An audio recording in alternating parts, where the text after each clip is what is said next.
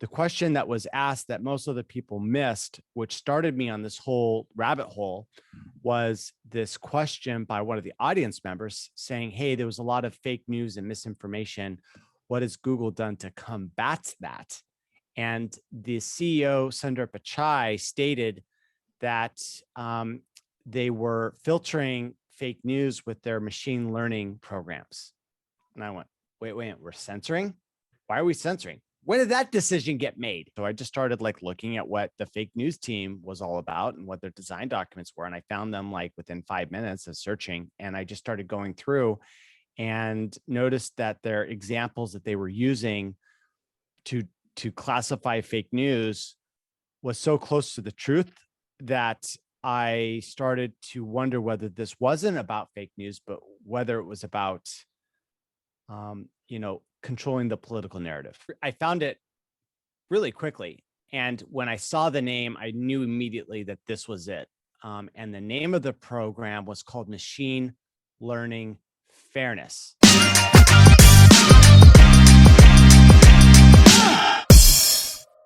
Where are you? I'm at my house in San Francisco. It looks like you're in a studio. I know. I've got a little studio in one of my offices. Oh, sweet. Yeah, you've got like a nice professional setup going on. Upgrade my camera too to something that doesn't have like these like blowouts. Like I have to get everything perfectly set in order for me not to look totally washed out. But this like new Canon EOS camera that's going to come next week, so much better. I'm just going to set it up. I'm just going to throw it where it needs to go and then hit record. And it's just going to like be awesome with the sensor. I'm about to do a whole media tour or a book tour for my book. And so I'm getting everything sort of like set up and at the next level. And I'm also being positioned to be a correspondent for places like Newsmax. So when they want to have a tech question, they can come to me and I'll give them sort of like the real answer because there's not a lot of people who are writers and also software engineers. So they're like completely lost about all this stuff. And I just kind of come in there and give like a different view than everybody else, just because I'm not naturally a writer. I'm more of a software engineer. Cool. I'm here with Zach Vorhies, also known as the Google whistleblower. I'm glad you're here with us today, Zach. We're going to talk all about online censorship by big tech oligarchs and what we can learn about it and what sort of technologies we can kind of use as alternative measures. So welcome to the show, Zach. You're on Reality Sarina, and I am your host, Chango Unchained. Well, I'm glad to be here, Chango. And it's been interesting to talk to you over the last year as everything's sort of like gotten really, really weird.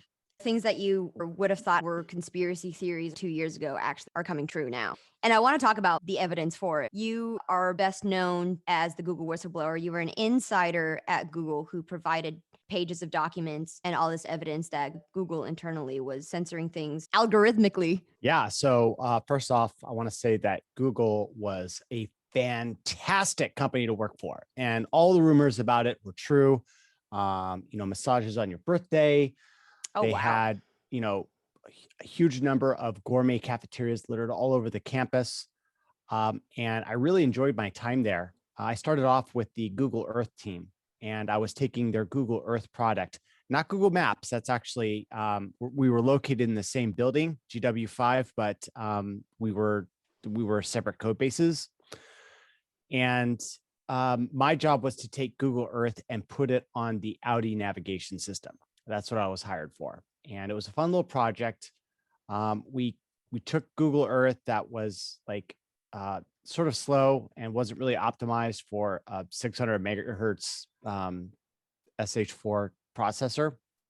But, we did that, and I was put in charge of optimizing the things so that it would run in the memory and CPU requirements. And what was really interesting is that right before we were about to launch, we found out that our 600 megahertz CPU was going to be time sliced to 1/3.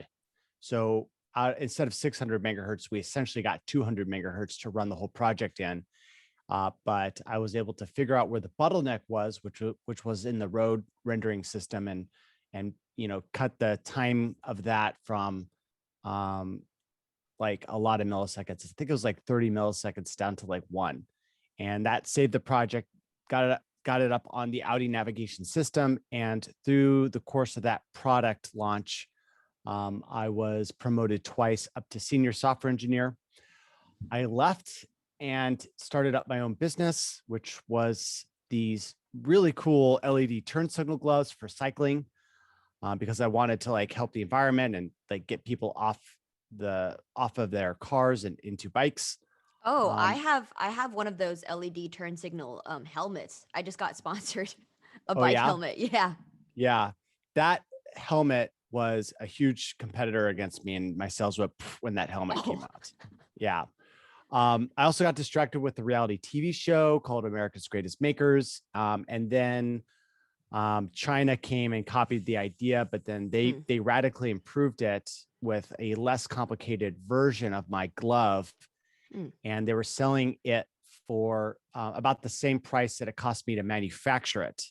And so I was selling a product for 75, and they were selling a product for like 15. And so that was like the death knell of the company. And mm. as my finances were being drained, I eventually was like, I need to go back to corporate because I was making a quarter million.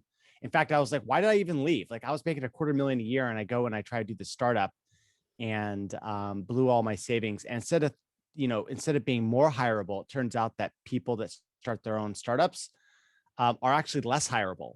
But luckily for me, Google wanted me back, and they didn't even have me go through an interview process. I just came back in, and they're like, "Where do you want to go?" And so there was this team within YouTube that is owned by Google. That team was to take YouTube and put it on these game consoles, and they had like a stripped down code base where all the expensive things were like taken out. So it's basically like the HTML spec, like a very small subset of that. And then they heavily optimized that. And then they used that to put it into these like phones and game consoles and these little devices. One of them was in India, which never actually launched.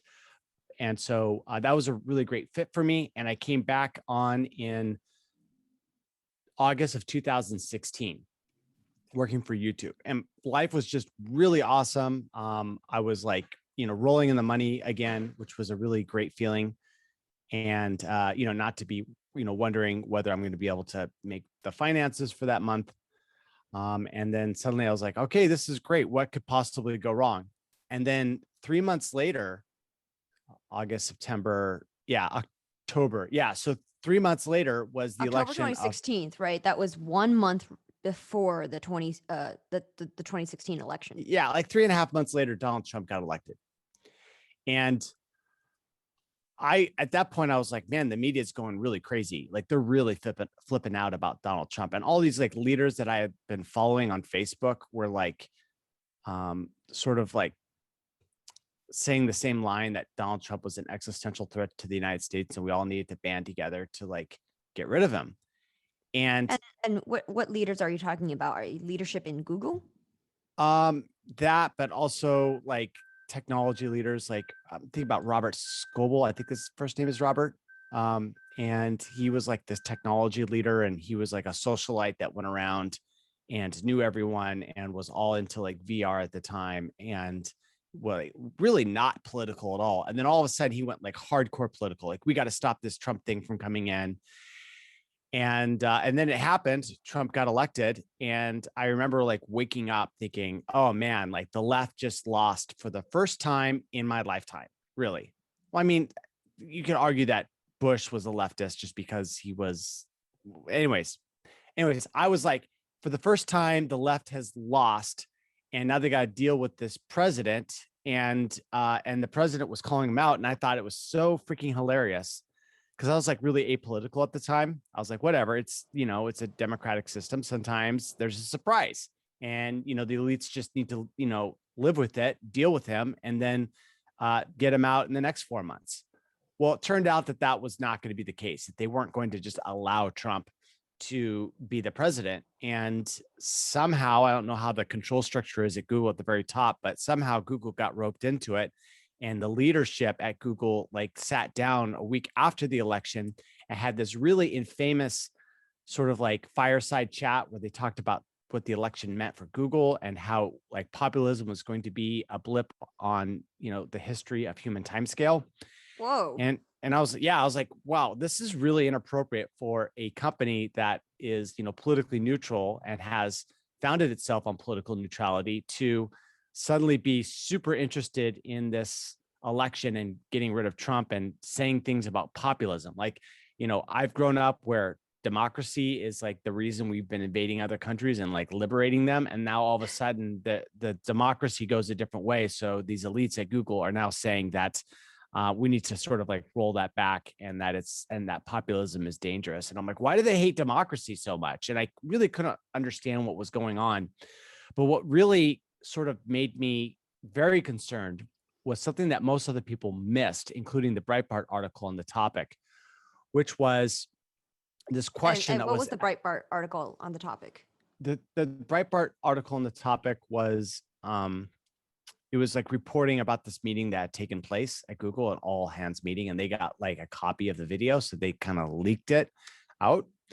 And they wrote a lot of things about like the CFO breaking down into tears, which was absolutely pathetic. You So know, dramatic. so dramatic. Like, come on, lady, don't, and she said things like she was recounting her experience and she was like conversing with the New York office and they sent a text message saying, hey, I think we're going to lose this one. And like when she remembered that, that's when she broke down into tears. And I'm like, what do you mean like we lost this? Like it's the American people's vote.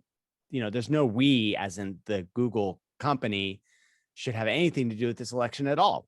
But she was, breaking down in tears. But the question that was asked that most of the people missed, which started me on this whole rabbit hole, was this question by one of the audience members saying, hey, there was a lot of fake news and misinformation. What has Google done to combat that? And the CEO, Sundar Pichai, stated that they were filtering fake news with their machine learning programs. And I went, wait, we're censoring? Why are we censoring? When did that decision get made? And so I started to dig a little So into it. this was all the way in 2016 when this was happening. Yeah, this was all the way in 2016. Yeah, was it even earlier than that? Because you found out about it in 2016. Well, yeah. So I guess the AI censorship started in early 2016, but I guess they had ramped it up in the last months of the election. Oh, so was it the election that was the catalyst? Yeah, they were filtering fake news during the election. Fake Okay. news. So I was like, wait a minute, we've got a fake news filtering program. Okay, well, what's that? Like, and the whole company that Eric Schmidt built was based on openness and transparency because Google's not doing anything wrong, so we And should don't be be open evil. with everything. Yeah, don't be evil. Organize the world's information, make it universally accessible was literally a mission statement. And so I was like, well, there's got to be a lot of design documents because Google just doesn't do something without a lot of consensus building and design documents of like what they're going to do. So I just started like looking at what the fake news team was all about and what their design documents were. And I found them like within 5 minutes of searching. And I just started going through and noticed that their examples that they were using to classify fake news was so close to the truth that I started to wonder whether this wasn't about fake news, but whether it was about, controlling the political narrative. And thought policing. Yeah. And so, and like 3 out of the 5 examples all had to do with Hillary Clinton, which just kind of added to the suspicion that this was a political thing, not protecting our users from, fake information. And so, yeah, I just Any started digging in. specifics about Hillary Clinton and what they were kind of, I guess, what words Yeah. they were blacklisting?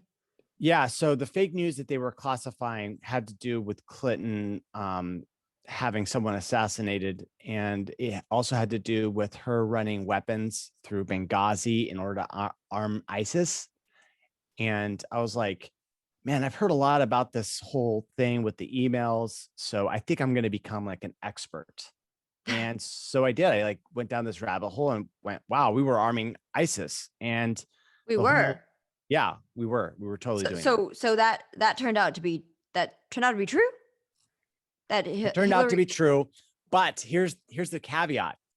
The article itself that they cited as fake news literally was fake news from a fringe website that no one read. I think it was like, Fed Up or something like this. It was like a website that had to do with the Federal Reserve, and so they cited this as fake news. And the problem with that is that if they're going to censor that, then the machine learning algorithms are going to find stories that are near that fake news, and then that's going to be wiped out too as collateral damage.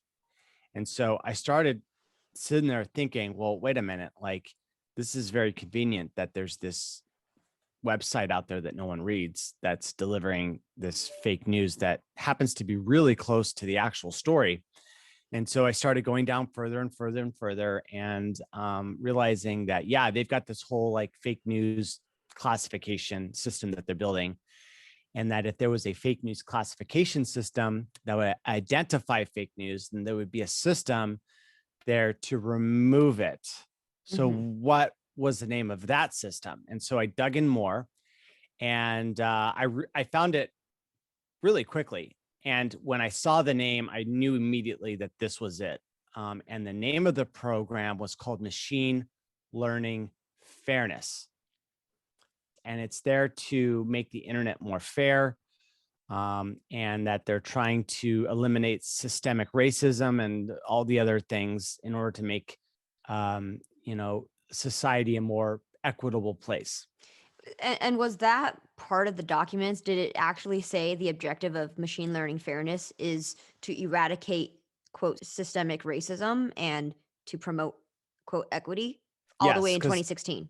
yes, so Okay. it was part of the design document, and the design document was written by Michelle something. I can't remember her last name, but she was actually fired in this year because of this controversy with, I can't remember the name. I'm going to mess it up. It's like Timbrew or something like that.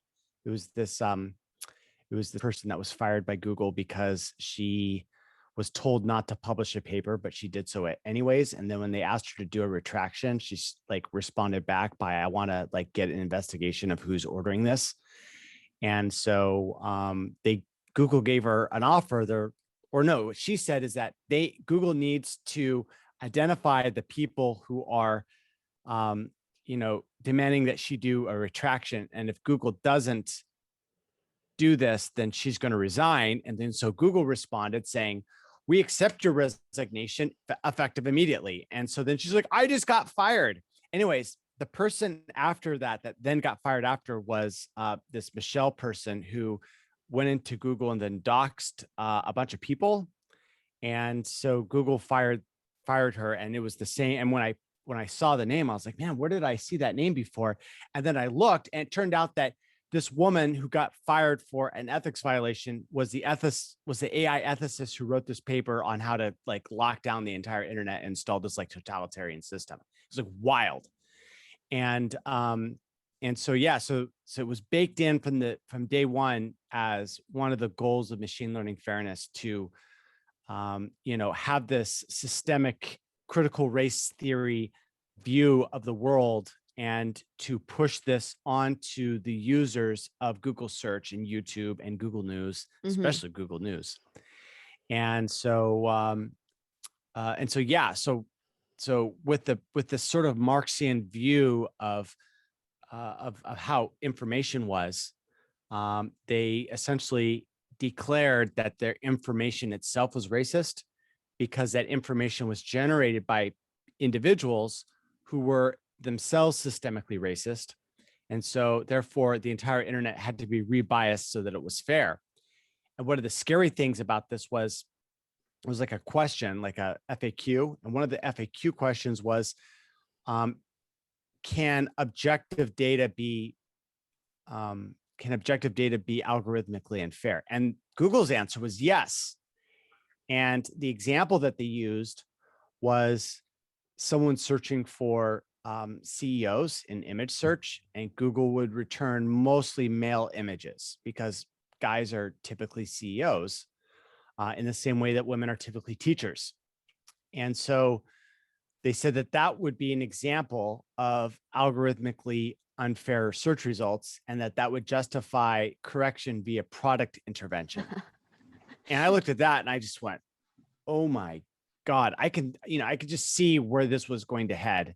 And so I was having like an epic debate with my leftist roommate at the time, um, who we used to actually like get along, but more recently, like we started having these epic fights, and I was telling him that, this was all happening, and he was saying, no, it wasn't. And so Even as sitting you here, presented the evidence to him?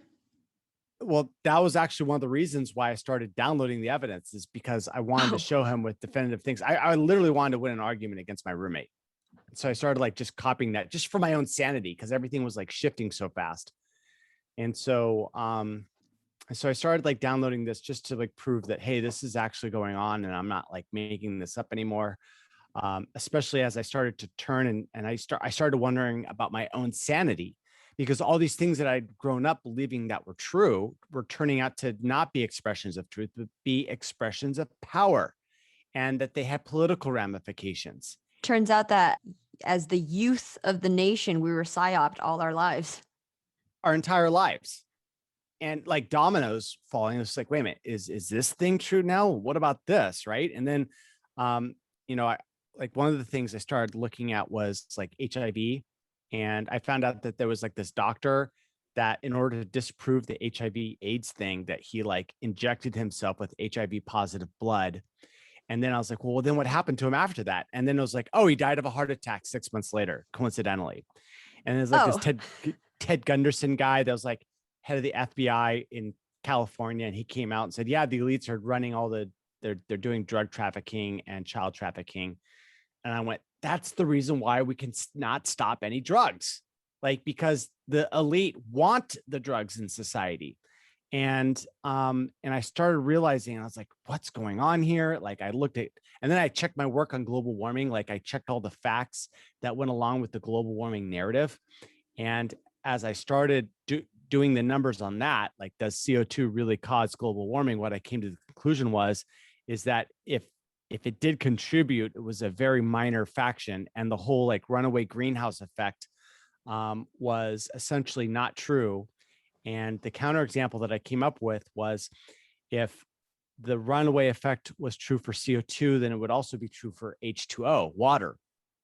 But instead, and the danger of H2O as a runaway gas is that we've got a literal ocean of it. So as the planet heats up, more water vapor goes into the atmosphere, and that runaway effect would essentially cause global warming to take off, and we would become like Venus or something. But that doesn't happen. It's never happened in the history of humankind. And so embedded in this story is sort of like my own awakening, realizing that these great narratives that were fed over and over and over again were actually just positions of power. And I started one to of the things that I want to interject on is this misconception from the left, because I understand the left a lot, and the reason Mhm. for that is because a lot of my friends are lefty, and their like total misconception about the right's view of climate change is that the right thinks that it is not real. And so I want to clear it up to say that what you're saying is not that climate change is not real, it's that the debate is over whether it's man-made or whether there's a shift in, let's say, the magnetic north, and that man cannot control and has no hopes of controlling, that is causing global warming. We've seen ice ages. Those are things that happened before the Industrial Revolution, happened way before we've used fossil fuel. That's the thing I need to create a baseline for. Right. And the thing is that, it's not just the sun. I mean, it's also that, as I've learned more about this, is that there's this electromagnetic current sheet that's running through the galaxy, and it's actually like oscillating. And as that oscillates, it causes the sun to also oscillate as well. And what happens is you get these periods of high Mm. solar output. So the sun actually increases it starts blowing out material called solar wind, and they leave the sun's coronosphere at like around 200 kilometers per hour. It's really fast. And as those crash into the atmosphere, they result in joule heating. And what's been really interesting is that since 2017, this joule heating phenomenon has been integrated into a lot of these climate papers now, because they're like, oh my God, actually, like, because there's a lot of noise. Like if it was just CO2, you would expect the atmosphere to like heat up a little bit. But what you see instead is you see these huge swings. And the question is, where do these huge swings come from? Because, believe it or not, science doesn't explain where these huge shifts come from a month to month basis. And it turns out that they're correlated highly with the solar eruptions and this solar wind coming to Earth. And I was like, oh, that's really interesting. It seems like just in the same way as the moon disrupts waves and it kind of controls the motion of the ocean, the sun has an effect on Earth as well. And this is kind of what we're seeing. We're Right. And it's observing. like, why didn't we look at the sun at the beginning saying, well, what happens if the sun just increases or decreases its output by like, a fraction of 1%? Would that cause, a global warming phenomenon? Um, and the answer is, yeah, it would. And the fact that this had been completely ignored by science, like, is it actually the sun, is like this glaring hole and a glaring violation of the scientific process. And so once I started seeing that, I was like, well, what else can I find? And what I found out was that we actually had engineering solutions to the whole global warming mess. Um, the nuclear power. Um, there's this alternative nuclear fission called thorium 233, I believe, and it's way more abundant than uranium. And 99% of it will burn rather than 1% of uranium. Like if you have a uranium ball, it's like 1% will burn, and then you got to deal with 99% of it as waste that has to be stored. With thorium, it's like you get 99%. So within each ball of thorium, you get 100x more fuel out of it. And it turns out that this is safe. They built it in Los Alamos lab in 1967, and then they miniaturized the reactor to the point that it could be fit on an airplane, and that they took this airplane and they like ran it around the Earth, and it had enough fuel that it just was able to, Oh, that would constantly be stay up. amazing because airplane jet fuel is the number one hugest expenditure of fossil fuels that consumers use. Right. And here's this nuclear airplane that they built in 1967. And it's not even part of the conversation. Yeah, And that's a then travesty. it's a travesty. So I was like, well, okay, well, if there's this, thing that they're overlooking with this like nuclear thing that could totally get us off fossil fuels completely. I said there might be other things out there. So I started looking, and what I found was there's this guy in the 1980s who was an oceanographer. His name was, I think, John Mayers. And he was famously quoted as saying, give me half a tanker of iron and I can create a new ice age. And what he was saying was um, that he could reduce the amount of carbon in the atmosphere and the oceans by crop dusting iron oxide into the oceans. What would that do? Well, it turns out that the amount of plant life that is in the ocean is bottlenecked, not by the amount of CO2 or, potassium or one of these other nutrients. This actually turns out to be iron. And I'm not sure why iron is the bottleneck, but I just know that when you sprinkle this iron into the ocean, there's a huge phytoplankton bloom. And then that feeds the zooplankton, which goes up and feeds the fish. And then 4 years later, you get like a record fish harvest. And so, there's this food shortage, on the planet. And it just turns out that if you crop dust the oceans with iron, not only do you reverse the CO2 load, but you also create a bunch of tasty fish that can feed the world's populations. And I was like, oh my God, well, what happened to this like idea? And it turns out that um, iron ocean fertilization was sabotaged by the UN in 2008, where they came Hmm. together and they decided unilaterally that they would make just the research of this at any scale completely illegal in all international waters. And so in 2012, there was a What was the scientist, reasoning for that? they don't know what it's going to do. It's Okay. just like, it's like, come on, like if you want to like figure out whether a plant is poisonous, you just sort of scale up the dosage that you take. Like you just take a taste and then like more taste. And then if that doesn't make you sick, you eat more of it. And the scale up would solve all these different problems. And the question is, why did the UN just say, we don't know what the effects are going to be, so we're going to ban it. It's like they're telling us that the effects of global warming will be the end of the planet.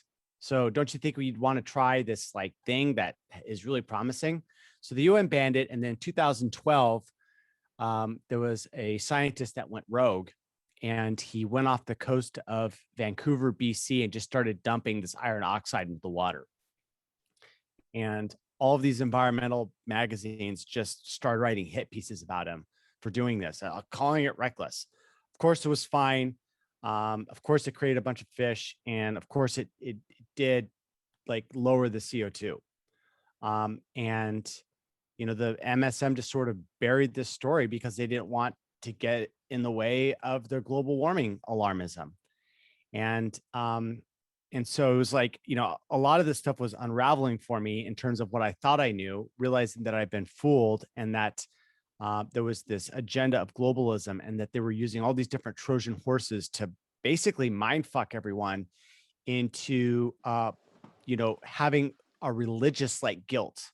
Right. And I Mm. started to realize that the guilt that the mainstream media was putting on each and every one of us for this global warming thing was actually very similar to what the Catholic Church had done, saying that you have to do this or you're going to hell. Right. You have to worship Jesus or you're going to hell. And people that don't follow Jesus are going to hell. And that you're born in original sin, and only by the grace of God will you be allowed into heaven and not burn eternally in the fires of hell. And I went, this is the same thing. Like, we're like, the globalists Yeah. are trying to get us feeling guilty, and that the only way that we can solve this problem is by going through a CO2 tax. And they're not going to give us nuclear. They're not going to give us, iron ocean fertilization. And they're not going to, tell us that it's the sun. It's definitely us, according to them. And we need to pay this global tax. And that's the only way that we can atone for our sins of, taking a shit and breathing normal air and driving our cars. Yeah. And Well, I just find it interesting that their solution to global warming is taxes instead of it being like a technological one, right? They kind of the MSM has propagated this narrative that global warming is an existential crisis to humanity, and it's gotten everyone riled up. And certain people, certain builders, technologists have stepped up to the task and said, "Hey, I'm innovating. I potentially have like a solution," and then that gets stomped down right away. And instead, I guess the only alternative that they're giving us is a tax alternative. yeah, and the thing is if you want to guarantee that fossil fuels will be here forever and ever and ever, then put a tax on it, make that a critical part of a government's revenue. And they're going to be like, should we eliminate 10% of our budget? No, let's just keep on using fossil fuels so we can put a tax on Right. everyone. So they're continually incentivized to use fossil fuels and not look for alternative sources of energy. Exactly. Interesting. Mm-hmm. Oh, So and guess what all of our wars overseas are about? It's over energy. yeah, it's over energy, and it's over an obsolete energy. And so I started to see these oil wars as basically trying to stop people from generating nuclear power. And I said, well, what happens if someone generates nuclear power and fulfills all their energy needs? Well, then why do they need oil? Right? They could just make electric cars and, mass transportation with their own infrastructure, and they don't need this globalist system. And then I went, oh my God, they're actually using oil to strangle these little tiny countries and say, hey, look, you don't want to do our agenda, then guess what? We'll shut off the oil supply, and then your entire economy could just implode, and you guys can, revert to like a Lord of the Flies sort of state where you don't have anything. And now everyone's pissed off because they don't have jobs, they don't have food. Like, we're literally eating the oil as part of our diet because it's used to make fertilizer to grow the crops. And yeah, so I almost want to bring in the story about the guy who created the diesel engine. I think his name was Ryan Diesel. Fascinating story. He was thrown off a boat after he went to the World's Fair and introduced his diesel engine, which ran off of biodiesel. And the oil cartel wanted him to change his engine to use gasoline, but he's like, no, I want to run on diesel so that the farmers can take a portion of their crops and then crush it up and turn, and oil comes out. And then this oil is put into this engine, and this engine could just run on it, and it could just run forever. And he wasn't going to be convinced to change his design to use gasoline. And so these oligarchs followed him from the World Fair and went on with him onto the boat. I think he thought that they were just trying to convince him. I think they were probably tossing money in his face. And then he ended up dead, like tossed overboard or committed suicide. I think they ruled it a suicide. And so that's the story behind the diesel engine, you know? And these are the insane maniacs that I realized that were in control of the system, that Hillary was their person. And that now that social media had sort of created a collective consciousness, that they needed to put the genie back in the bottle. And so now they need to control the information because people were coming to their own conclusions and realizing that this global propaganda outlet was just, spewing things that were solidifying the position of the globalists, not to make the planet a better place. And so I started seeing that. I was like, well, this is getting really interesting. So, What's so going to are happen you, next? what I'm seeing is there's the oil oligarchs and there's the American political elites, and they, are saying paying lip service on the one end and creating fear, and saying, we gotta do something about this climate change, but at the same time also profiting. Massively. That's a red pill moment. Yeah, they're feeding both sides. They're the ones that get the money from it, and they're also telling us that we should feel responsible for the impact of CO2. Hmm. It's like, bitch, you guys fucking created this problem, right? Right. Like, just stop it. Don't blame us. And you see the same thing in other instances. Like the whole like slavery narrative is like we individuals have to feel guilty for slavery. I'm Yeah, that's guilt sorry. by association. Yeah, it's like I'm sorry, but it wasn't like the commoner that brought slaves to America. Yeah. It was a fucking industrial complex that spanned the globe.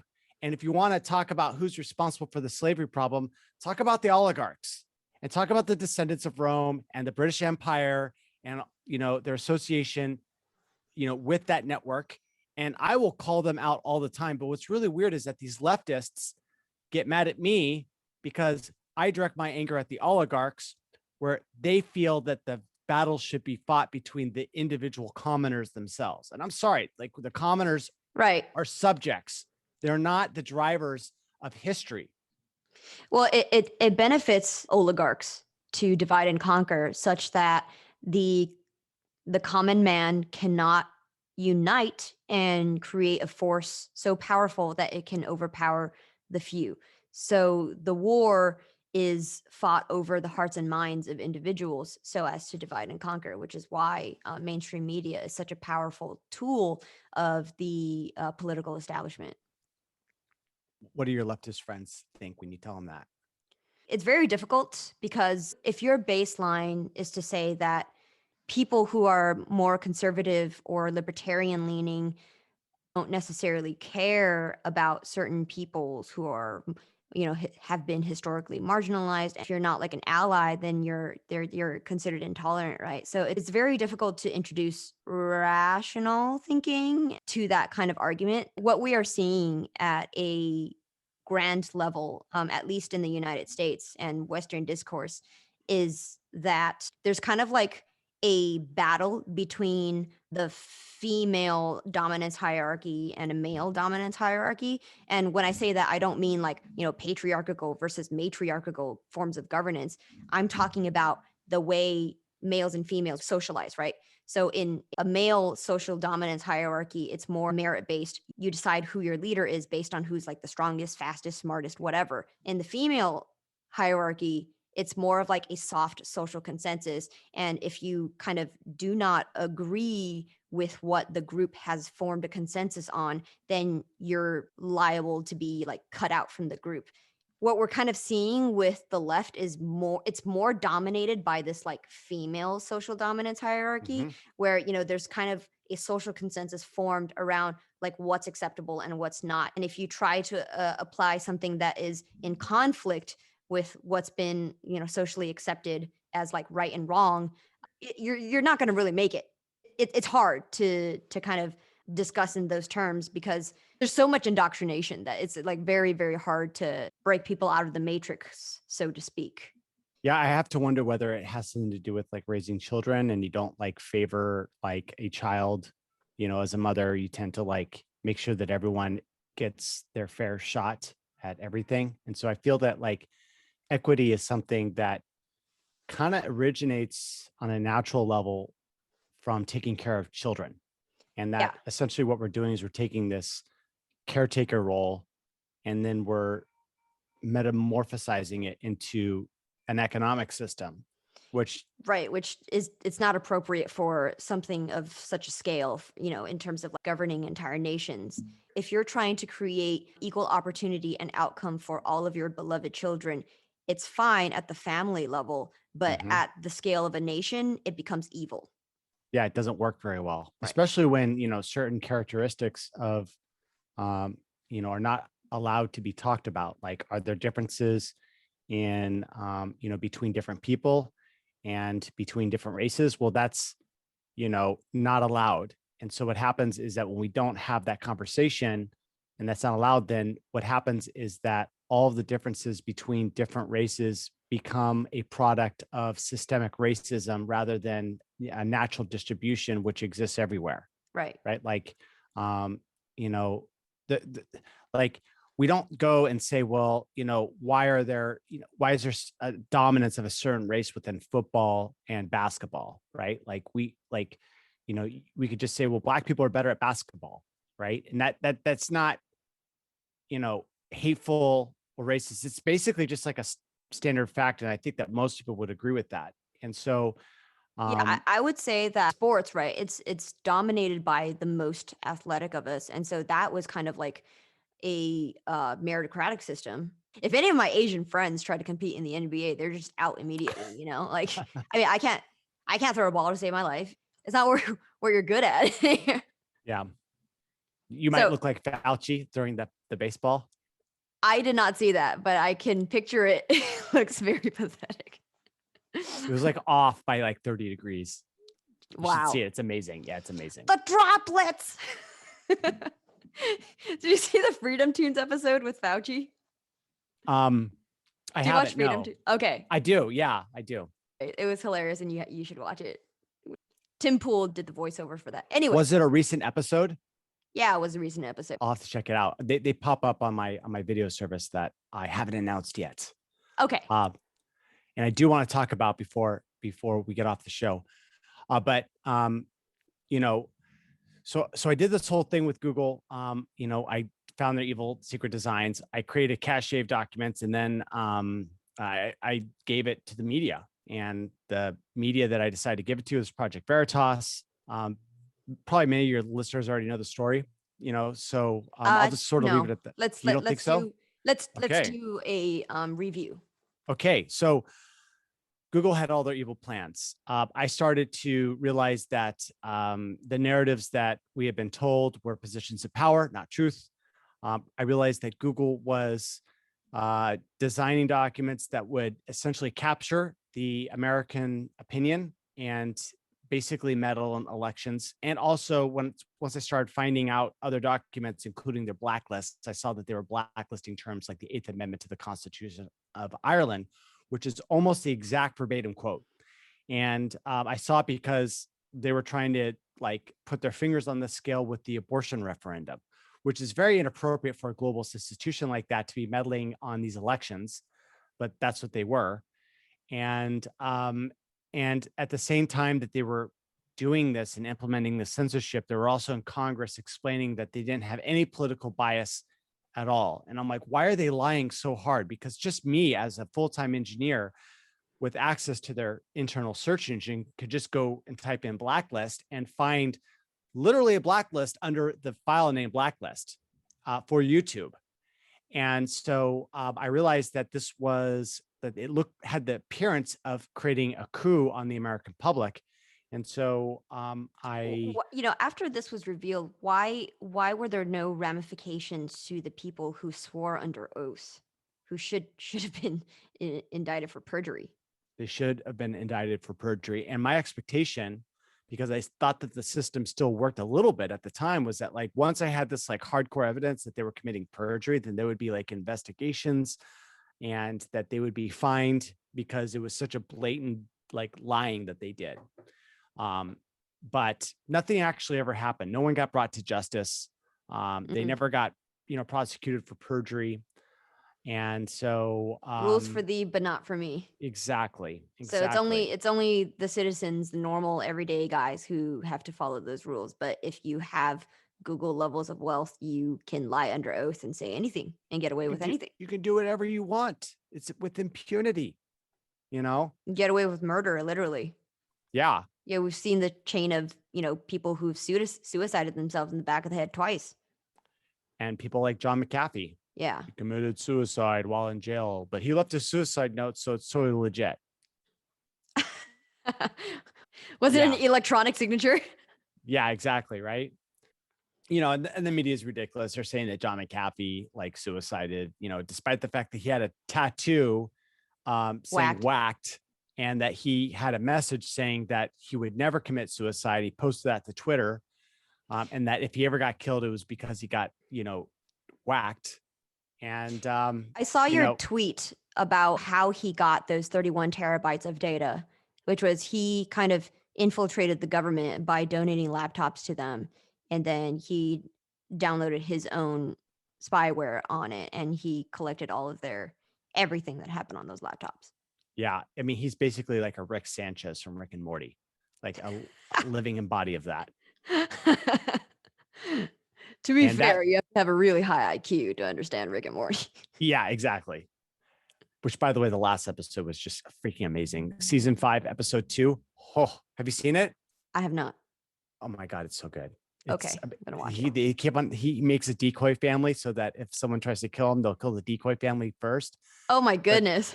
yeah, and so the it starts off with the decoy family being killed, and then it turns out that it was actually a decoy family made by a decoy family, and they all thought that they were the original Ricks. So they actually created like a combinatorial explosion of decoy families, and so the entire episode is basically one decoy family. Oh yeah, and then all the decoy families start like going to war against each other as sort of a Highlander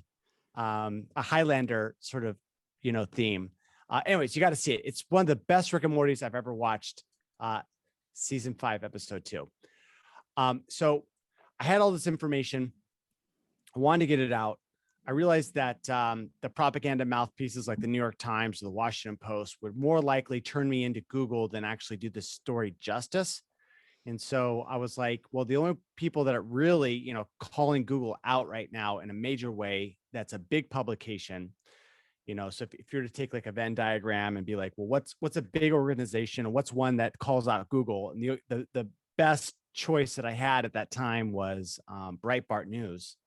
And so I got in touch with Breitbart, and there was this guy that was sitting on the board of Project Veritas at the time. And he's like, the story is actually too big for Breitbart. It deserves an investigation by Project Veritas. And so they put me in touch with Project Veritas.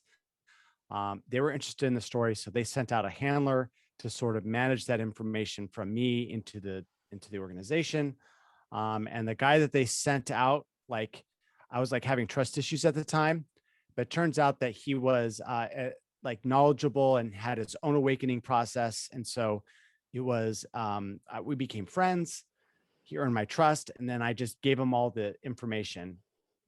I said, I'm going to trust you guys are going to do that you're not just going to give it all out, because I didn't know if there was like metadata that would like point back to me. And I had this like fantasy at the time that I could disclose this information anonymously and that Google wouldn't figure out who it was. That turned out not to be true.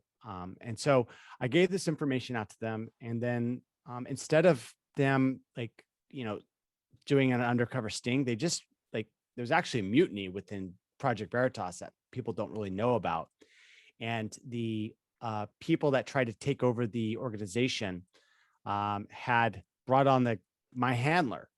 And so they were concerned that the information that I'd given them was some sort of deep state psyop to like entrap them with phony information. So they launched this story, and it's like, oh, Project Veritas launched a fake story, and now we can ban them forever.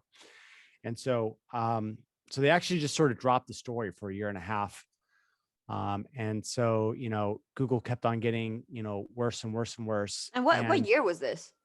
this was in 2000 and the end of 2017, beginning of 2018 was when I gave them this information. And sorry, they did report it and drop it, or they No, didn't. they just sort of like sat on it. Oh, okay. Yeah, they just sort of sat So on did it. James O'Keefe not get wind of this or something? He did, but he thought the story was fake because it was too outrageous. Like it was like what there's this whole machine learning fairness, and Google's like out there saying that they don't have any political, bias. And so he thought that it was a trap. So he didn't move on it. And so I'm sitting there at Google going, you know, when all this is happening, I'm like, what the heck is going on? There's like the media is getting really weird. The Russia collusion hoax is like falling apart. And then I started realizing that all these like terror attacks that were happening, where there's like a lone gunman that would like kill himself after killing a bunch of people. Like I found out that those were actually being run by these intelligence agencies. Mm. And I started to get like real paranoid about, a false flag attack. Like that became like the word of the day for like, half a year, like false flag attacks. And then one day while I was working at my desk, I had decided that I was going to skip lunch that day because I had like some catching up to do. And so I was furiously, work like in the flow state of programming something for I think it was like the Nintendo Switch at the time or something. Maybe it was the Xbox. And all of a sudden the fire alarm like rang out. And I was saying to myself, saying, could this be a false flag attack? And I was like, that's just stupid, paranoid thought. And so, I grabbed my skateboard and I exited through the back with everyone else. And I threw my skateboard down on the ground and I went down the hill and I saw these people standing around looking in this direction to their left. And so I was like, well, that's interesting. What's going on? Like, why is there this small crowd forming? So I went down there and I looked over and it was like this person lying on the cement and they had like this huge red splotch on their stomach. And there was like this guy to the right of me who was like yelling incoherently. He obviously didn't belong there. He was all dirty, he looked homeless, he had a bald head, and he was like yelling out crazy shit like, you want to kill me too? Da, da, da. And I'm like, kill me? What? And then all of a sudden, this like door like bursts open from the patio, and this like SWAT member comes in with like an AR-15 or some like assault rifle looking thing. And at that point I was like, oh shit, there's been a shooting here. And I was like, oh my God, this actually is a false flag. Like now they're coming to here to terrorize the workers at Google or YouTube more specifically. And so I realized that I was in the middle of this thing and there was like a huge wave of people coming down the street or coming down the hill to this patio. So I realized I had to warn them. So I threw my skateboard down on the sidewalk and it was an electric skateboard, like one of those boosted boards. So I hit like full throttle and I was like going down away from where this shooting had just taken place. And I started like yelling up the hill, like active shooter, active shooter. And some people were like just stunned, like what? But other people figured it out immediately and they just started like running towards the fence because we were all like enclosed within this fence area so that like people couldn't get in or they couldn't get out. And like the employees just started like climbing on this fence and like falling over the fence and landing on the other side and then, like running out. And I couldn't do that because I was on my skateboard and I didn't want to like ruin my skateboard. So I went through the parking garage that was nearby and was able to get out. But before I got out, I realized that this was a once in a lifetime opportunity to try to figure out whether, this, like if this was a false flag, then I'm going to want to take a video of it with my camera so that there's some sort of evidence. And so I went to the top floor of this parking garage and I went up to, take video of what exactly had taken place. But there was a security guard there that was like, no, you have to leave. So I went out and I started live streaming and and telling people what was going on. And then one thing led to another, and I ended up talking to a bunch of news people that were there from the New York Times and some regional things in the Bay Area. And word got out that one of the employees was willing to talk about this attack that had taken place. And so my name started getting shared everywhere. And then there was just like a flood, like nonstop calls were like coming in because none of the other employees actually wanted to talk to the news media about this attack that had just taken place. So people were like, asking me like, who is the victim? And I was like, I don't know. I've never seen him before. It was some, guy, and then it turned out that the only victim that had died was the shooter themselves. And it was being reported in the media that it was a woman. And so they're like, wait a minute, the shooter and the victim were the same. And it was a woman. So why did you say it was a guy? I was like, because it was a guy laying back. It had like a 5 o'clock shadow. And the New York Times actually called me back and chewed me out on the phone, telling me that I was a disinfo agent. And I'm just like, and they're like, well, I was like, no, I'm telling you the absolute truth of what happened. Like, like, you can check me out. I was a software engineer. I got 3 majors. I didn't just come to Google so that I could be like some sleeper agent to like, throw disinfo on a random shooting that just happened. And they're like, well, the other info that you told us turned out to be right. So we don't know. And so I started like doing research on this like shooter, and I realized that it wasn't like a woman, it was a man that was a transvestite that had come and shot up the place. And we could just tell because of the huge Adam's apple and the fact that he had these like man arms and this tiny little waist, and had just made these really crazy ass videos wearing fake boobs and all this other stuff. So it clearly looked like a man. This guy had come to the and shot it up, and then the media reported that it was a woman, and then they said, well, this is like highly unlikely and and very atypical, and then they just sort of like memory hold it after 2 days. It was like it was a non-story after that.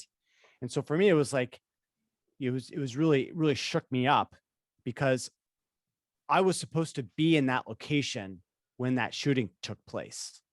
That shooter came to the lunch area patio at 1:45 and started opening fire.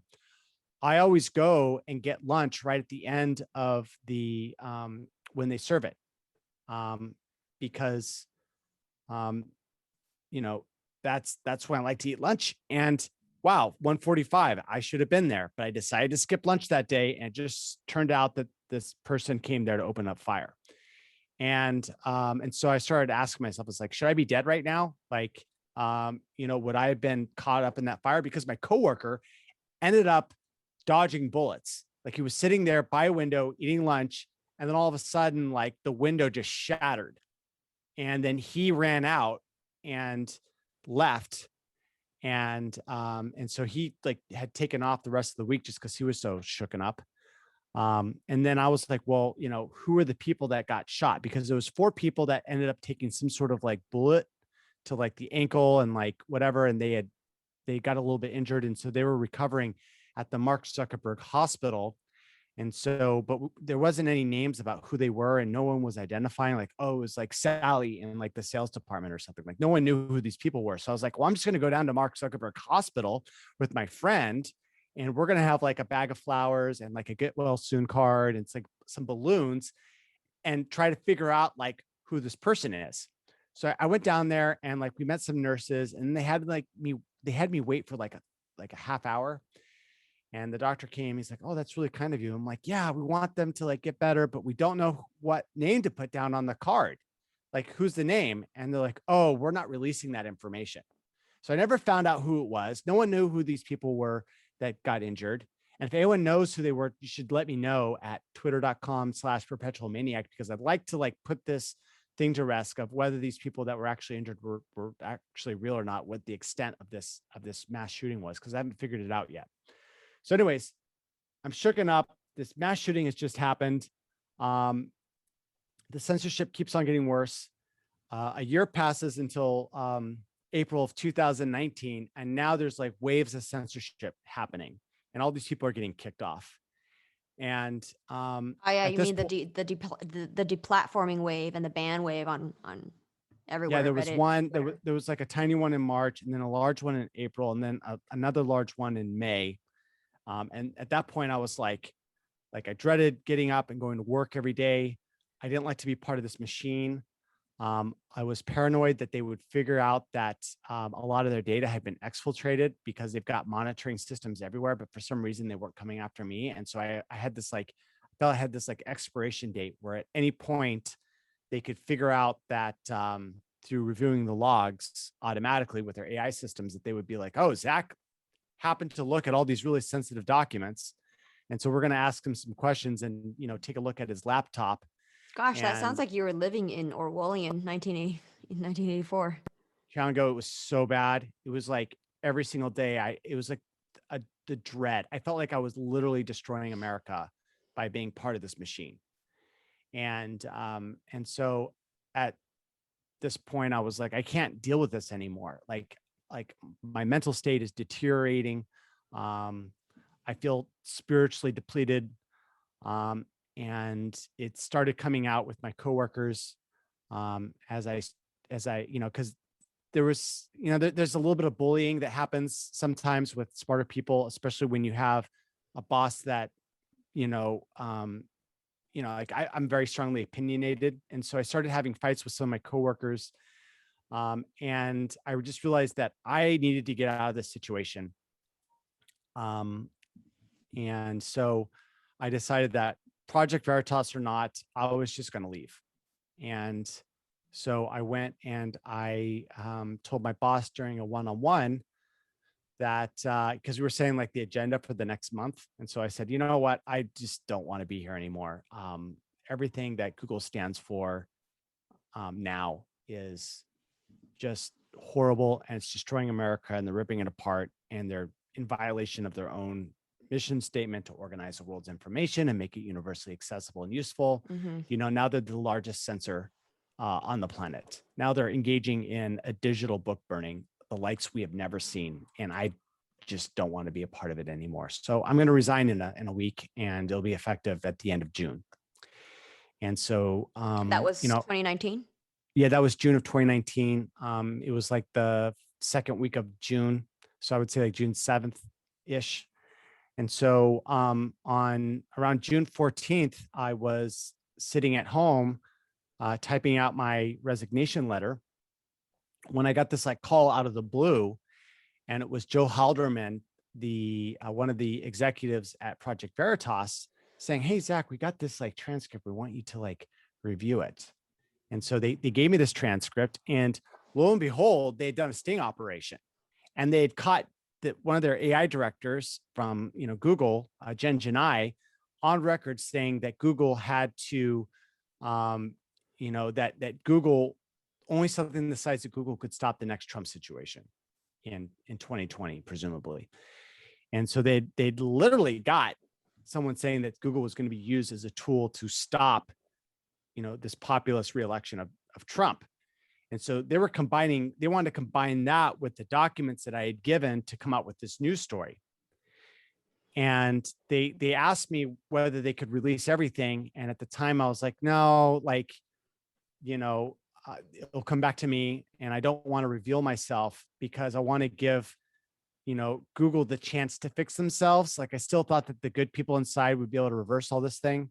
And I wanted to continue to be a software engineer because that's what I love to do. And I didn't feel that I would make a very good, social media influencer.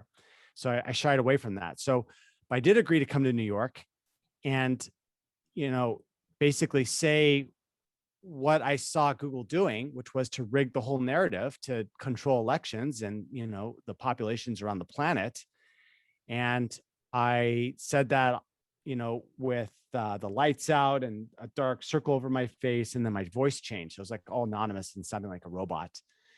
And they played that, and that just went like totally viral. It was like everything that everyone was talking about for like a week straight. And so I had this this little secret that was like inside of me, like, wow, I just made this like huge political impact, and no one even knows that it's me. And so I started to, I went back to my business, which was the turnstile gloves, to sort of like end the business and move on to another business idea that I had, which was like electronic LED jewelry that was like embedded in these crystals. And because I had been working on that for a few years, and so I wanted to bring it to the next level with all this money that I had, and take all the lessons I had learned in my previously failed startup, and then make it so that I had a product that China couldn't copy. I was like made in America, and so it was during that time that Google started to come after me because they'd figured out that it was me pretty quickly. And so they had hired a legal firm, and they were sending me these threatening letters like, "Hey, we need to like take a look at all your stuff, your laptop, figure out what you've had, what you had access to." And so I started talking to a bunch of lawyers around the Bay Area, and pretty much the consensus was that this was legal warfare, and that they were going to destroy my life, and that even if I won the law, like won their civil things, that I would actually lose because they would drain every single dollar that I had to my name in order to, put me through the ringer. And that not only were they going to do a civil lawsuit, they would actually push for criminal charges of like some sort of like espionage thing, or corporate sabotage or something, right? Where they would come up with a theory that I was actually doing this to um, exploit vulnerabilities and sell that to their competitors. And so, and at that time, I still had the laptop that I'd used to take all this data out. And so I said, well, okay, well, I've got this laptop. Google wants it. They also want access to my personal information, all the backups that I have, and that they're going to basically create like an inquisition to try to get what they want. And so I came up with this idea of, well, I've got this laptop. It's going to incriminate me. They're going to come up with any theory that they want. So, but on the other hand, what Google did, in my opinion, was criminal. And that this laptop was a chain of evidence in that thing that they had done. And that really belonged not in my hands and not in Google hands, but it belonged in the hands of the FBI and the DOJ, or some other law enforcement. So I chose the DOJ. I took the laptop, printed out all 950 pages of Google's internal censorship design documents, put it into a giant box, and then shipped it out to DC. And then I went and responded to the lawyers that the evidence that they saw needed to be part of a criminal investigation, and that I'd already sent it to law enforcement, so I didn't have it anymore. And then after that, I went to James O'Keefe of Project Veritas, and I said to James, "Hey, in the event that I end up dead, I give you full permission to release every single document that I've given into your hands." He's like, "Okay, great." And then right after that, I wanted to let Google know that I was serious. So I said, "In the event of my untimely death, all documents will become publicly disclosed."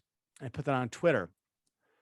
Within like 2 hours, the police were knocking on my friend's door, um, to try to find me. The reason why it was my friend's door was because in my exit interview with Google, I had given them a fake address to throw them off, so that if they came after me, the decoy would be hit first. And so sure enough, they hit the decoy. And then within a half hour to an hour, they had figured out that I was at my old address. And so they came knocking at that address, and I was like, well, I'm just going to wait it out. So I didn't answer the door, but instead of like just sort of going away and saying, "Oh, we'll just go find Zach later," instead, what they did was they closed down the streets, and they made up an excuse that they thought that something in my house might have been a bomb. So they're like, they got to get the bomb squad involved now, and they got to get these bomb robots involved. And because it's a bomb threat, now they got to evacuate the block. They evacuated like 21st, 20th, 22nd, all along Valencia. And I didn't know any of this. I did not know that it had escalated to this point. All I knew is that there was some cops stationed outside of my house, and I used my phone. It's like a periscope to sort of like, get out the window and look and like see what was going on. I was like, man, they're still here. And so I decided to just, play it cool, sneak back into my room, get on the bed, and start playing video games. And so I was playing this like Katana Zero game. which was really appropriate at the time because it's about a ninja that like, is this escaping and whatever. So I'm sitting there like playing this game, trying to get my mind off the fact that there's all these police officers outside my house. And then I start hearing this helicopter circling above my rooftop. And I was like, no way that helicopter could be for me. But then there was another helicopter. So now there's two helicopters clearly circling above my house. And I'm like, okay, this is really weird. And then I get a phone call where the police start texting me, telling me that, that they just want to talk to me. I don't answer because I don't want to let them know that I'm at the house. And then my friend whose house they came to before mine, that friend decided that he was going to come check on me because he got a bad feeling in his chest. So he came to visit me and then realized that the streets were blocked off on 20th and Valencia. So he went to the cops and he was like, are you guys here for Zach Vorhies? And they're like, who are you? And he's like, I'm the guy that could get him out. So he blew my cover by calling me and saying, yeah, the cops are here and I'm talking to them and they know that you're in there. And I was like, what the fuck? Like, dude, I was trying for them not to know that I was at the house. So we started to negotiate, and I was telling the police that I didn't want to talk to them, that I had a right not to talk to the police. And they said, well, look, we need to ask you these 6 questions to determine whether you're a threat to yourself or to anyone else. And so I said, okay, fine. If you just want to ask me those questions, then let's meet at the gate of my door and you can ask me those questions. So they agreed to do that. I come downstairs and there's a bomb robot in my gateway with its arm through the door, picking up a bag of a paper bag that's got a can of denatured alcohol in it. They saw this denatured alcohol canister, and they assumed that it was a bomb threat. And so that's why they now have a bomb squad and this robot pulling it out of my gateway. And so I tell the police officer, I can't meet you because there's this bomb robot in my doorway. What do you want to do? He's like, well, let's just wait, let the bomb robot do its thing. And then when it was gone, I came back down and I was like, okay, I'm ready for you guys to meet me. And they're like, actually, there's been a change of plan. You got to come all the way out and we got to detain you. And I was like, no, this is not what we agreed to. We agreed specifically for me to come downstairs and you were to meet me at my gate and ask me all these questions. Now you got to get your hands on me and detain me, and so, For what? Google had called in a wellness check. And so when they have a wellness check, they have to ask me these questions and they're not going to allow me to leave until this happens. And so they told me that. And officers detain you in wellness checks? Yes, that's what they do. They detain you. And if they don't like those questions, or the way that you answer those questions, then what they do is they haul you down to the police station and then they put you up in a psych ward until you can be evaluated. And I don't want to be detained by the state. So I told them that, that I didn't want to meet them. And they told me that they were going to stay there for as long as it takes, even 3 days for me to come out. And so then I started going through the scenarios in my mind. I'm like, well, these police officers are here. Are they going to be able to, are they going to bust in? Could their cameras get disabled and then they just shoot me? Like, I didn't really know what the control structure was. And, I'm a little bit self-concerned. So I start thinking of the worst possible scenarios that could happen. And I'm like, well, is that paranoid? I'm like, I am about to blow the whistle on the world's largest totalitarian regime and their intention to rig elections across the planet. So maybe I'm not actually being paranoid. Maybe I'm right on the money.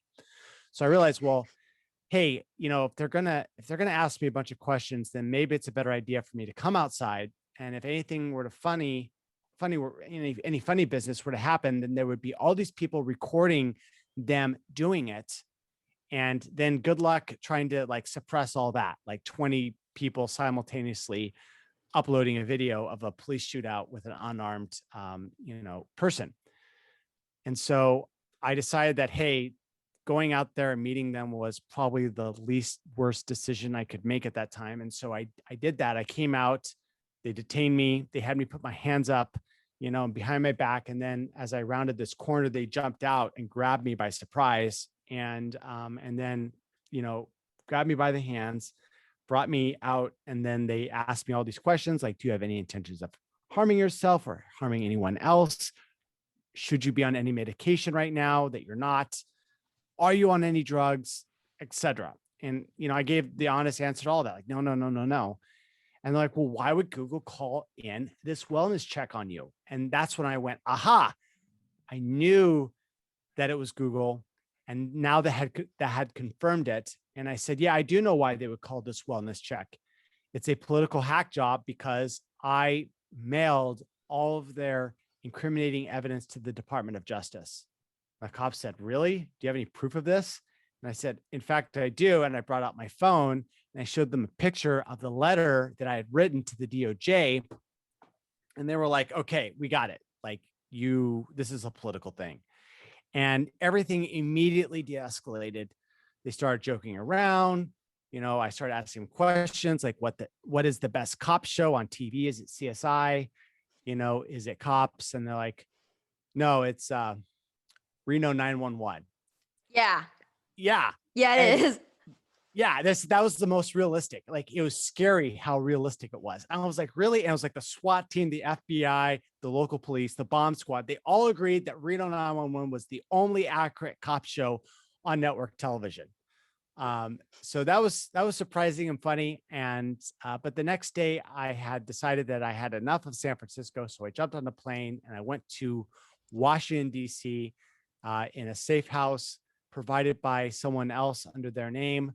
And that's where I stayed. I was doing some things in DC. Like, it turned out that when I sent all the evidence to the DOJ, I didn't assign it to anyone. And so it goes in a slow processing queue that takes months in order for them to review. So I had to like make a bunch of new copies and deliver it to a specific person. And then we walked it into the DOJ. And then I was out to New York. And at this point, I was like, I need to get this target off my back. James, let's do it. So I went on camera. I explained who I was. And then we released all 950 pages of what Google's evil plans were. And let me tell you, Project Veritas got like an email ping every single time someone did a download of their documents. And it was just like multiple times a second. Like, everyone from around the world was coming in and just hitting that download link and getting all of the things that Google was doing. And all of a sudden, like within the span of like hours, all these conspiracy theories about what Google was actually doing was becoming conspiracy facts. And it was great. It was like, I felt like the biggest anti-fascist, like real one out there, because Google's Right. a fascist organization. And I The was just, technocracy. yeah. And I was like sucker punching it with this disclosure. And so, and it felt like great. It was like, I don't know if you've ever had like a revenge fantasy, but I was But literally it came living out true. the world's greatest revenge fantasy against the world's most evil corporation that was so sanctimonious and had lied for so long. But what they were really doing was they were just Trojan horsing in a machine learning fairness algorithm that was going to control and destroy and subvert everything good and open about the internet. And I arguably changed the course of that timeline that Google was going to do, certainly put a stop to the bannings and the waves of censorship that was happening on channels on their platforms for at least a year, though they've resumed a lot of their bannings more recently, especially during the COVID crisis. But, I made everyone aware of it. And then I realized that after I came out as myself, that I had a duty to sort of become a trailblazer, because I knew that there were other whistleblowers embedded in these other companies that had a similar awakening that I had. And so I felt that if I came out punching against Google, explain what was going on, became a little bit famous, and had no repercussions, then these other, embedded people that also had woken up would be like, hey, I want a piece of that too. And so what happened after I came out? there was a bunch of other people that also came Yeah, out. you were the pioneer of it, right? Because you were the first one who came out, and then there was the Facebook whistleblower. There was the um who else was it? Like CNN whistleblower. yeah, and then USPS whistleblower during the election. Yeah, And they all tell me that, I was foundational in their reasons to come out, that, they saw everything that had happened. yeah, Some of them had started their conversation with Project Veritas before, they knew about what I had done, and then after coming out, they're like, heck yeah, that's awesome. I'll get a piece of that. And they did. And now Project Veritas has shifted to include whistleblowers as one of their main staples of their operations. yeah. There And has to be, right. yeah, and so that was really great. I kept a log of everything that was happening, to prepare for a book. And then during the height of the COVID crisis, I met this my co-author Kent Heckenlively. He had just done a book called Plague of Corruption with Judy Mikovits, who I did her social media profile, and she blew up to like 100,000 subscribers or followers in like the course of a week. And so she had done a book with Kent Heckenlively. I met Kent. We got along really great. And then I said, "Hey, I'm looking to do this book. Would you be interested in that?" And he's like, "Absolutely. I would get down on my hands and knees to make this book." I was like, "Well, that's a lot of enthusiasm. So let's do it." And so that book is now going to come out August 3rd. It's called Google Leaks, an expose of a big tech whistleblower. And in this book, I tell the tale of, what's wrong with censorship, how I did this thing against Google. But I know that a lot of people come out and they like to complain. And the amount of complainers is uncountable. And I Complain didn't about want to what? just complain about the censorship, like, oh, Google's censoring us. And I wanted to be more than that. Didn't want to just say, hey, this is what's wrong with our society.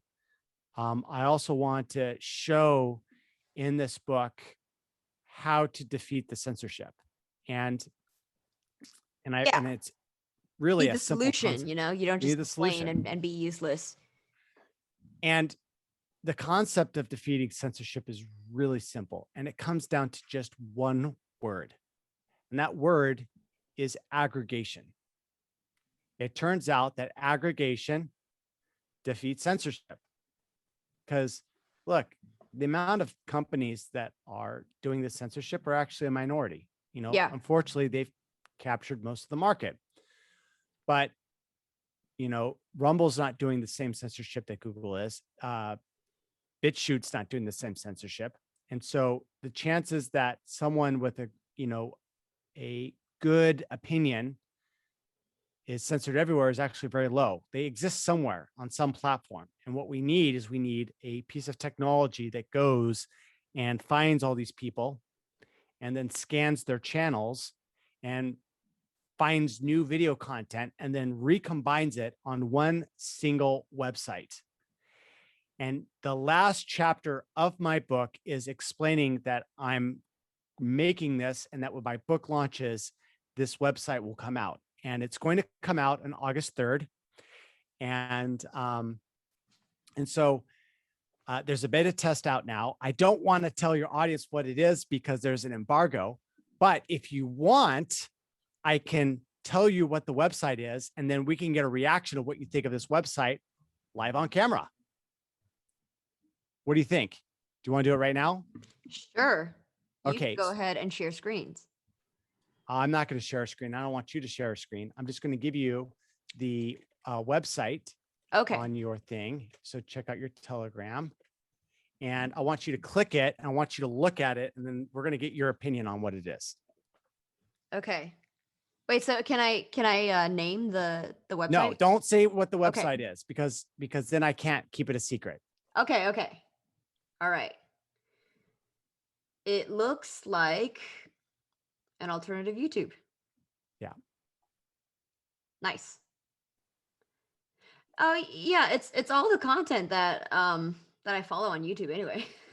Right? Okay, yeah, this is great. Okay, so let me ask you this. Mm-hmm. Um If someone were to identify where this website is served, couldn't they theoretically go, if it's served on AWS, they could go on AWS and shut you down, couldn't they? Or They could, but I've designed the website such that it uses generic technologies and there's nothing really dynamic about it. It's pretty much a static site generator that I use in order to create the website. So it can be placed anywhere on the web on any hosting provider. And as another special feature that I'm doing, I'm going to go ahead and open source this program right out the gate because I know that if it's closed source, they can come after me.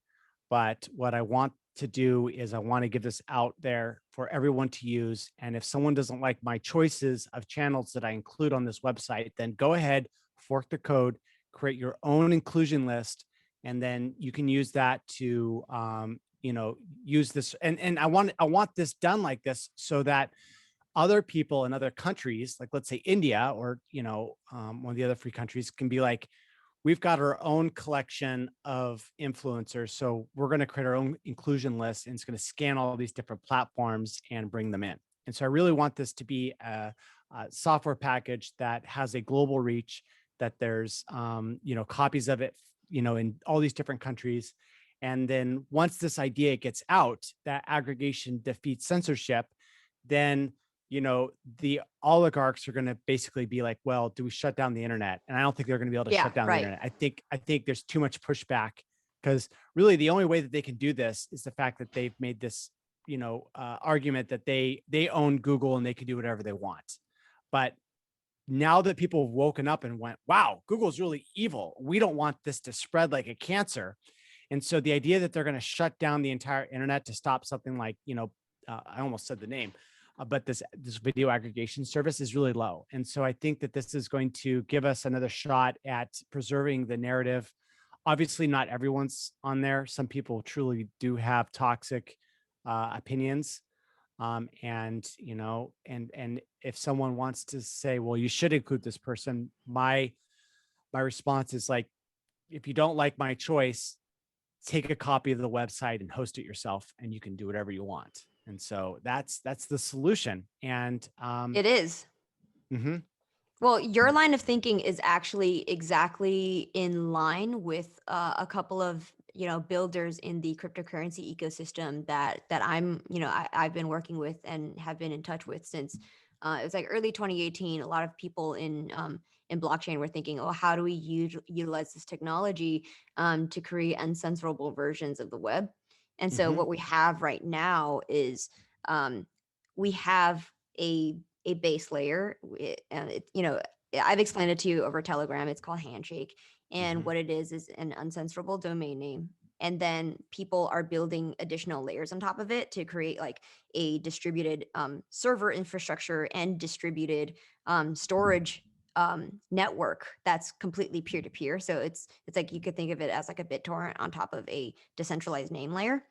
And so your website would be like an aggregator that could be plugged into this distributed like file storage network, and then you could just serve this as like a curated list that completely just works plugged into the system, and then like no one would be able to shut it down. It would be like if the U.S. government came and tried to like hammer down a mole, like another one would just pop up. It's like playing whack-a-mole.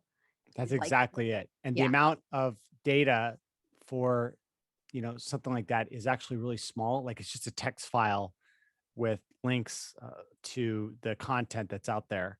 Oh, And yeah, like, because the content is actually served on, like, YouTube, for example, and so no, I'm saying there's like that, basically, what an RSS feed looks like? yeah, right, uh-huh. It's basically an RSS feed, but in JSON format. And so there's like, you can have like an RSS feed, and then there's versions of that. And then you can even just basically, you can have a stale version that's like a few hours old. It still has a lot of value. So, Mhm. I'm thinking like maybe this sort of thing could exist possibly in a blockchain space where you've got like the old version, then you get like updates, and then it like appends to an open source database, a snapshot of what everyone's content is. Mhm. And so there's different ways.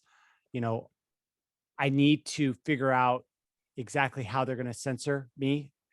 if they do at all. And hopefully people, once they see this happening, they're going to be like, well, we're going to get a team, and maybe like there's another team that's better at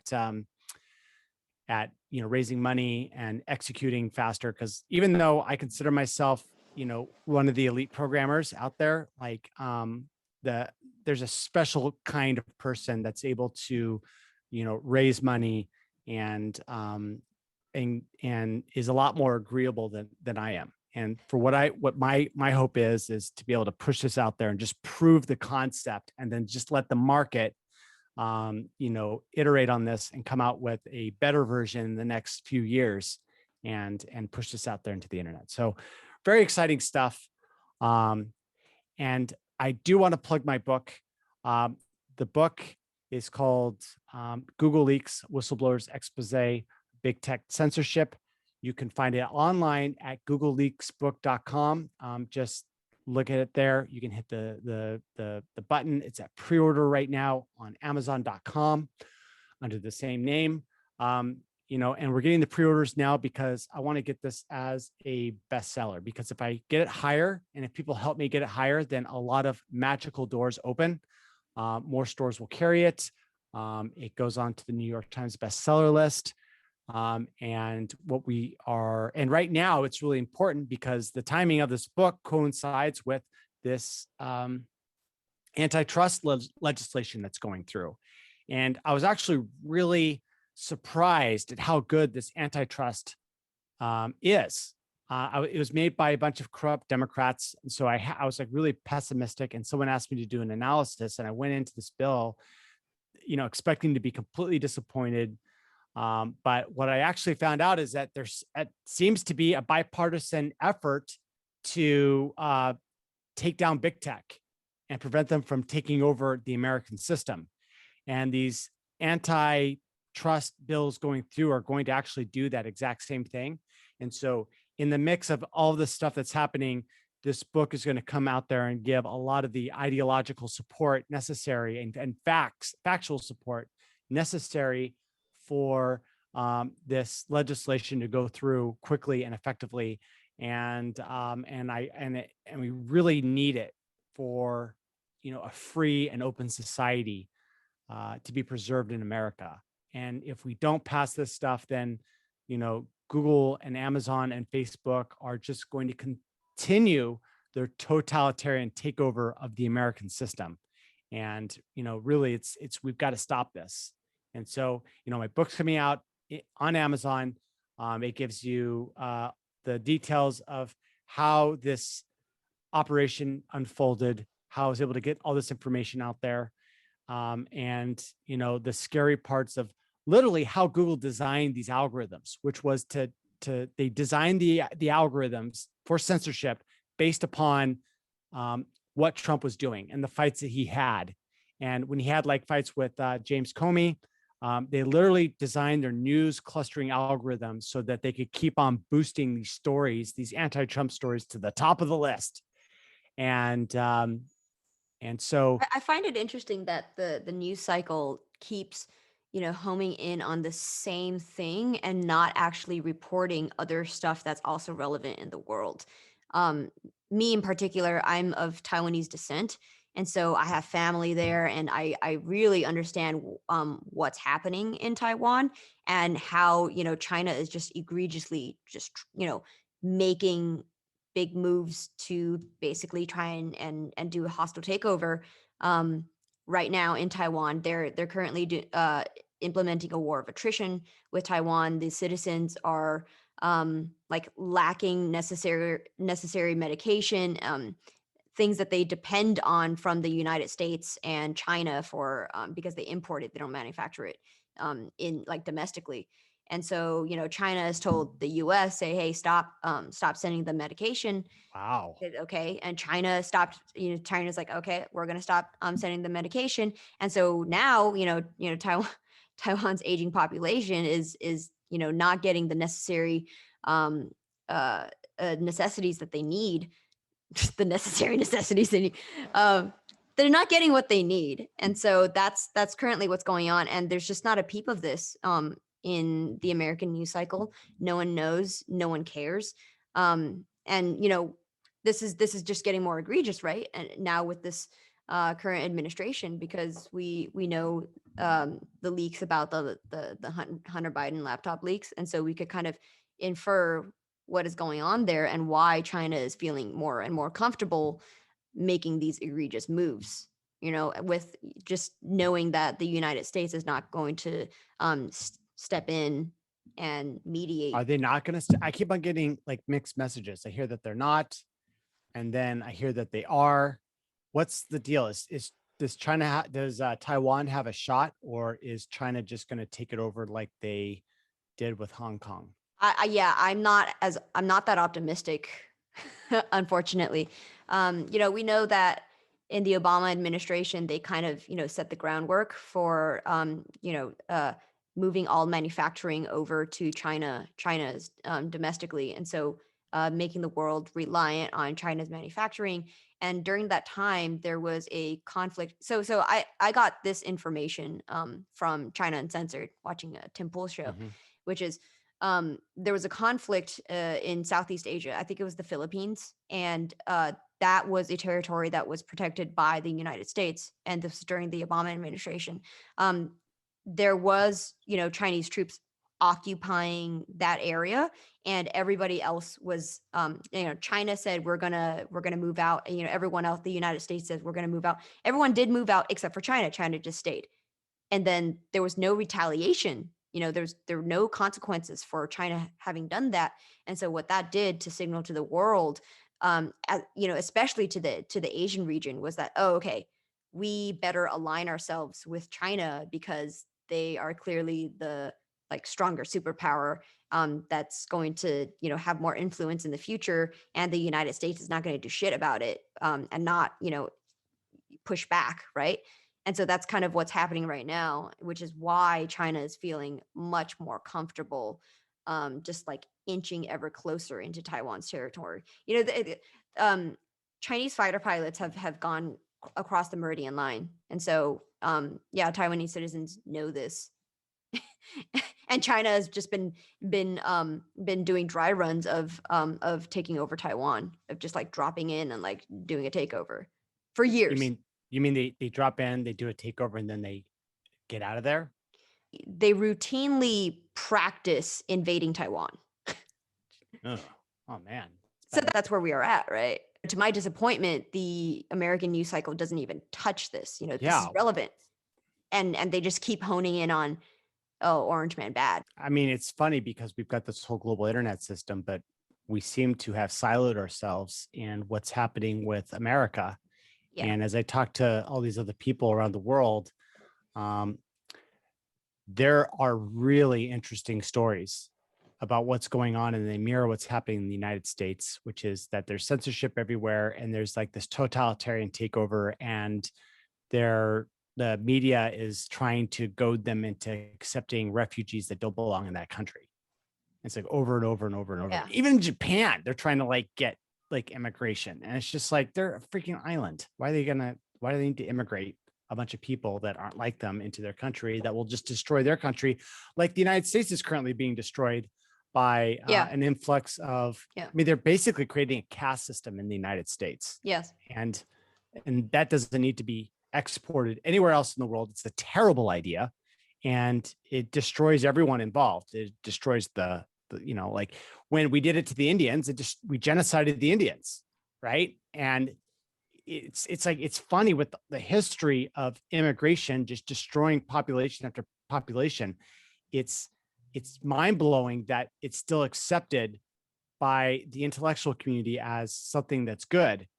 And the only reason why that's had is because obviously they're a controlled mouthpiece of the globalist system that is attempting to take over and subvert everything. And Shango, I want to say that the reason why I believe this is happening is because, and this is going to sound a little woo-woo, but I believe that there is a collective consciousness that's forming, and that it's being driven by social media. And what's happening is that if you think of all the people as the endpoints, then the internet is all connecting us with the edges. And so what's happening is we're getting a new groupthink that's appearing in all these different countries around the world. We're all realizing that there's a globalist takeover, And we're all realizing together that, hey, maybe we don't want immigration. And that's getting in the way of this globalist world system. And so it's being fought in everywhere in exactly the same way. And that the problems that we think are just impacting America, which is censorship and this corrupt, centralized media system, is actually everyone's problem. And it's this war is not just happening in the United States, it's literally happening in every major country on the planet. And the hypocrisy with that is that I've been following the North Korean crisis pretty closely because I watch Yeonmi Park. She's Mhm. been on Tim Pool and Jordan Peterson very She's recently. great. Yeah. What she had been saying about China is that the reason that China kind of wants to keep the North Korean problem always persistently there is that they don't want to eradicate Kim Jong un and the Kim family from North Korea, because if that were to happen, their entire society would break down and then rebuild itself. And where would they go? They would obviously become refugees in China. And so China would be beholden to taking in all of these refugees, and they do not want to do that. And that's essentially illegal immigration, right, into the Chinese borders. And so the hypocrisy with that is, well, they don't want that. So they're going to keep this anti-humanitarian regime in power because they don't want to deal with the humans that are going to be out in the fallout. And at the same time, they're saying, well, the United States should be, they should be better, more altruistic. We've seen historically that mass immigration breaks down societies. Plus, North Korea can toss the bombs over Japan and threaten the United States, and China doesn't have to do it. They're like, oh, it's not us, it's North Korea. And they're acting as the cat's paw in that case. So I think of North Korea as pretty much an extension of the Chinese, um, Right. with a regional power that wants to maintain its position Right. in the Yeah. country. Mhm. So, like, what are some things about Taiwan that someone like me, an American, may not know about the country? Well, That's I'm so open ended, right? Like, yeah. how's this? Let's talk censorship. Is there censorship in Taiwan? Do they have a free system, or is it tightly controlled media? They are very democratic, and I'm by no means an expert on Taiwan, because I'm, second generation. I was born in the United States. My parents would know better, and everything that I hear is from them because they follow the news cycle in Taiwan, um, and they know what's going on. I have family there, but yeah, they're democratic, and they like to be free. I believe they're pretty anti-China, obviously, just like Yeah. Hong Kong was, right? Because they like their freedom. They've been sort of westernized for for a very long time, so they're comfortable with having liberty and not being censored within the great firewall. So yeah, I would say they're mostly aligned with American ideals, and they don't want to give that up. And for the longest time, they had the like social contract with America that we would defend them, but now that's sort of breaking down. That the precedent has been set, and the East Asian countries as well as Southeast Asian countries kind of know that America is not going to do anything about China's bullying, and China's just going to be able to do whatever they want and kind of like, push their weight on whatever country that they want. That's kind of where we're headed. Yeah. And one of the biggest strategic bottlenecks on the planet is the production of semiconductors, which, Oh yeah. and there's no better place to do chips than the Taiwan Semiconductor Manufacturing Company called TSMC. And what are your thoughts on? Do you have any thoughts on that? Like, it seems like they're trying to diversify and get other places like Arizona to manufacture these things, and it seems that that's like taking away the monopoly on the best chips on the planet away from Taiwan, which means that Taiwan will be less of a strategic asset to the United States, given that their nationalist company is now building plants in Arizona. It might be the case that it's going to make it easier for America to say, okay, well, we don't necessarily need to do anything. There's no value for us in protecting you. And therefore, letting China have its way with Taiwan. The other thing is, Taiwan's also the biggest manufacturer of bicycles. I went to go visit an OEM factory in like 2016, and what they do is they have parts production down in the south, and then in the middle of Taiwan they assemble it, and then they move it all the way up to the north to distribute it. And so they have that the whole island of Taiwan as a sort of like assembly line of Wow. manufacturing. It's very very sophisticated. I would say, you know, Taiwan is small enough where a sort of effective central government works very well for them, especially as we've seen with the COVID crisis. Do you think that Taiwan would be willing to use nuclear bombs in an altercation with China, or would they You kind know, of roll over? I don't even know if they have any. Do you? I actually don't. I Well, what's don't think they. interesting was that the American military released a story saying that one of the generals was being prosecuted because he mistakenly sent a nuclear trigger to Taiwan for a fusion device, nuclear fusion Oh. bomb, Mm-hmm. an H bomb. So, like the most powerful bomb in existence, it needs a uranium trigger in order to implode the device so that it can fuse and create the BAM. And apparently, the U.S. Navy mistakenly sent Taiwan a bunch of nuclear triggers for a hydrogen bomb. So Mistakenly. How do you just like accidentally say that? I guess they put the wrong address on the FedEx package. Yeah, I Oops. guess that's how it works. So now I'm sitting there going, wait a minute, does Taiwan have nuclear bombs? And I don't know. I was hoping you might be able to tell me if they did or not. Yeah, I don't actually know if they do or not, but I would imagine that would end up badly for them, because if if they went on the offensive, all it would take is one bomb from China to level them. But Right? Like Shenzhen or like Shanghai or Beijing, like that would be a really nasty situation really quickly. yeah. Can I ask you some more questions about Taiwan? Oh yeah. Okay. So is the government there pretty well functioning, or is it like corrupt?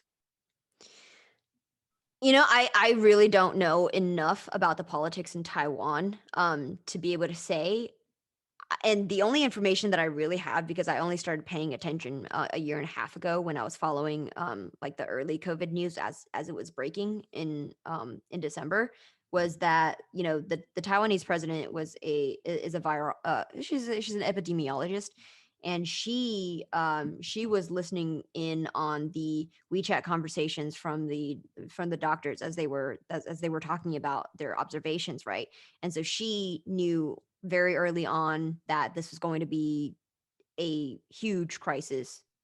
And so she acted accordingly. I would say that from that perspective, she was effective.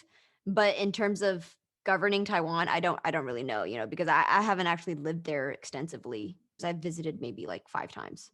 Okay. But Do you I like it? do know that the two political factions, their equivalent of like they have like there's like a blue party and a green party. I'm not sure which and what values each of them have. Like they hate each other. My mom and my dad would, you know, watch the news, and they would just like scream at the TV when the opposing side's leader is talking. So it's very polarized. Wow. That's what I know. Wow. They would like, you know, curse in Chinese at the TV. She's like, one button. That's a Chinese curse. What does it mean? It means other mother effer. Oh, really? During election time, you know, the political leader of the opposing faction would talk, and they would be like, one button, like go die, mother effer. Wow.